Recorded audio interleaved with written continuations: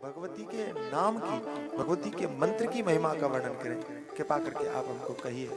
और तब एक आख्यान सुनाया कि भगवती के नाम तो अद्भुत हैं ही, साथ में ही भगवती के नामों के आगे बीज मंत्र है।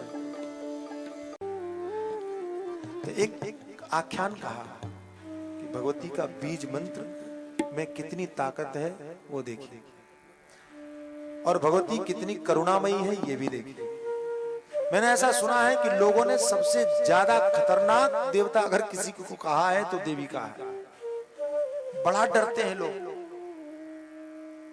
अगर भागवत है बोले ठीक है भगवान कृष्ण है चलेगा, थोड़ी बहुत गड़बड़ियां हो जाए कोई बात नहीं, और बात देवी की पूजा है गड़बड़ नहीं हो, नहीं तो बर्बाद कर दी ऐसा बोलते हैं। लेकिन ऐसा कहने वाले लोग भूल जाते हैं कि माँ तो पुरुष शक्ति से ज्यादा करुणामयी होती है, वो भला बुरा कैसे कर सकती है।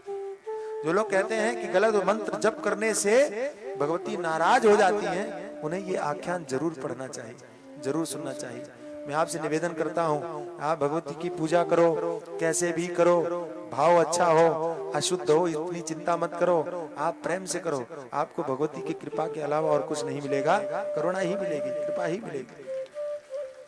और ये मैं नहीं, देवी भागवतकार कह रहे हैं। सत्यव्रत नाम का एक ब्राह्मण था,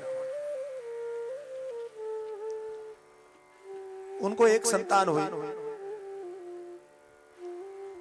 देवदत्त नाम के ब्राह्मण थे, उनके एक संतान हुई।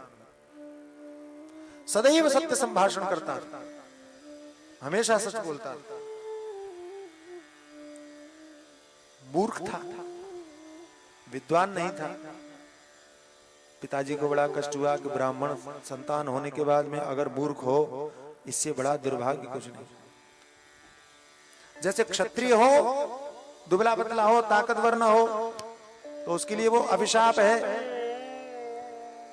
वैश्य हो, बनिया हो, लेकिन बुद्धि से कमजोर हो, व्यापार करने का सामर्थ्य न हो, वो किसी काम का नहीं। पागल हो, कोई काम का नहीं।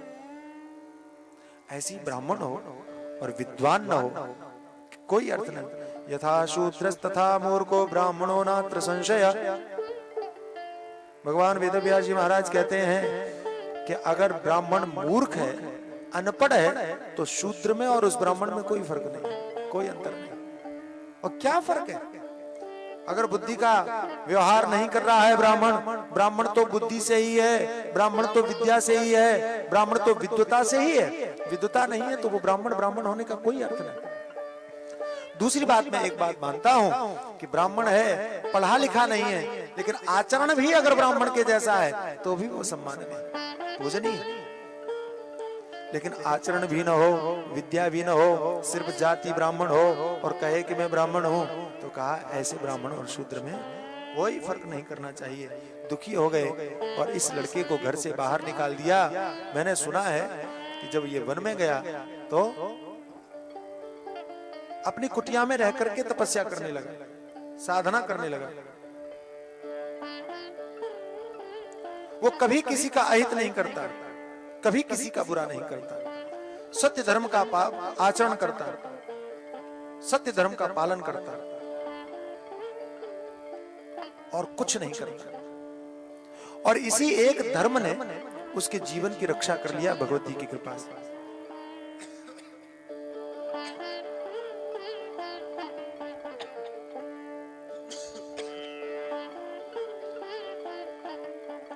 अपनी कुटिया में वो रह रहा था।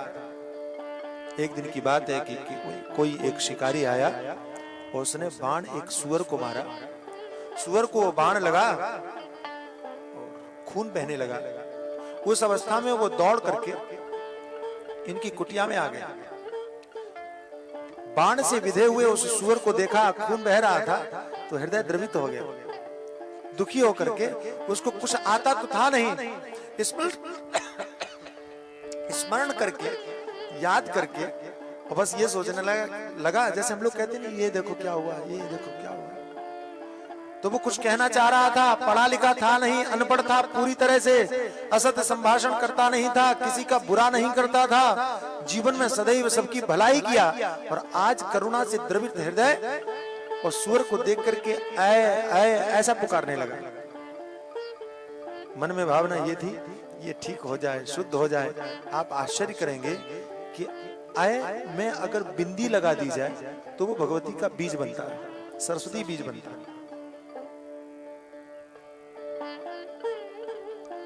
और सिर्फ बिना बिंदु के सही मंत्र नहीं बोला, सही बीज का उच्चारण नहीं किया, अशुद्ध उच्चारण किया। अग्रे व्रजंतम देहम दृष्ट्वा मुनि सुकरमाशु विद्धम दया विवेशादिकंपमान सारस्वतम बीजमथो चचार। सरस्वती बीज का उच्चारण किया, आए आए कहा, भगवती ने उनके ऊपर कृपा किया। और तभी बहेलिया आया। बहेलिया ने आकर के उसको पूछा कि मेरा सुअर मैंने बाण मारा था वो क्या इधर से गया है, तुमने उसको देखा है? ध्यान देना, कभी जीवन में असत्य संभाषण नहीं किया इस व्यक्ति ने, कभी झूठ नहीं बोला, सदैव सत्य संभाषण किया, सही ही बोला, सदैव सही बोला। लेकिन आज बड़ी दुविधा में पड़ गया कि मैं अगर सत्य बोलता हूं तो ये पशु मारा जाएगा, असत्य बोलता हूं तो मेरा धर्म जाएगा, और नहीं बोलता हूं तो गड़बड़े में क्या करूं।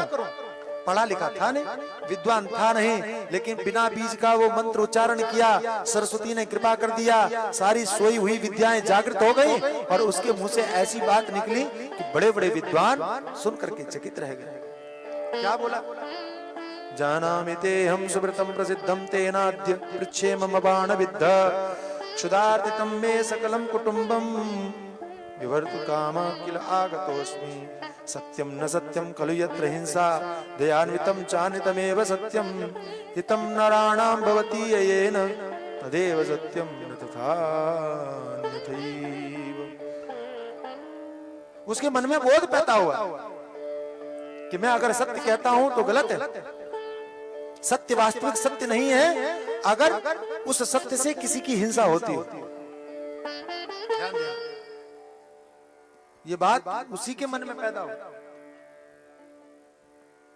भगवती की कृपा से मन में विचार करने लगा। सत्यम न सत्यम खलु यत्र हिंसा, वो सत्य सत्य नहीं जिस सत्य से किसी की हिंसा हो रही हो। आपने बहुत प्रसिद्ध सूक्ति सुनी होगी, सत्यम ब्रूयात् प्रियम ब्रूयात् ना ब्रूयात् सत्यम अप्रियम।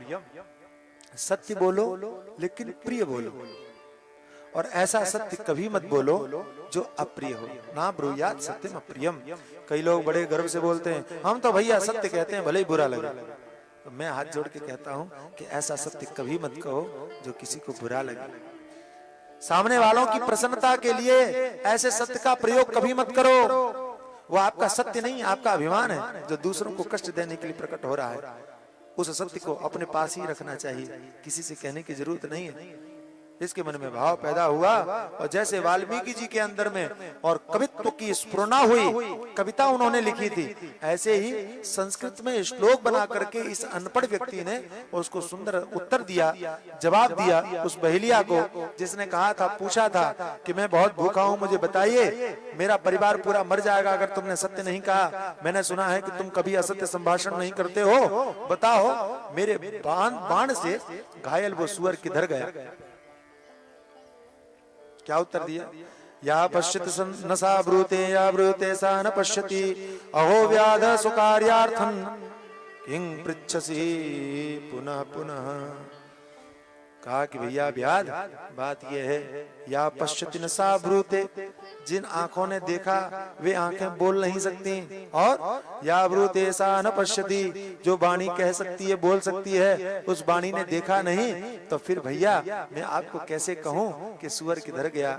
मैं आपको सही बता नहीं सकता। देखने वाली आंखें हैं लेकिन परमात्मा ने उसको बोलने का सामर्थ्य नहीं दिया। बोलने वाली वाणी है लेकिन उसको देखने का सामर्थ्य नहीं दिया। मैं आपको सत्य भला कैसे कह सकता हूँ? नहीं बता सकता। तुम हमसे क्यों पूछ रहे हो और हमसे क्यों अपेक्षा कर रहे हो? ऐसा उत्तर देकर के उसको मौन कर दिया। भगवती की कितनी बड़ी अद्भुत कृपा कि एक मूर्ख व्यक्ति के हृदय में भावना पैदा हुई, ज्ञान पैदा हुआ। कैसे? कब? जब उन्होंने बिना बिंदु का बीज मंत्र उच्चारण किया, और जो लोग मंत्र शुद्ध उच्चारण करते हैं उनके ऊपर भगवती कृपा कितनी करेंगे। नाराज नहीं हुई भगवती, क्रोधित नहीं हुई कि उस व्यक्ति ने गलत मंत्र का उपयोग किया, अभी तो कृपा किया, क्योंकि भगवती तो करुणामयी है, शारदा है, सरस्वती है। आइए हम लोग भी याद करें कि वे भगवती हमारे अंदर में भी और सोए हुए ज्ञान को जागृत करें, जगाएं। प्रार्थना की।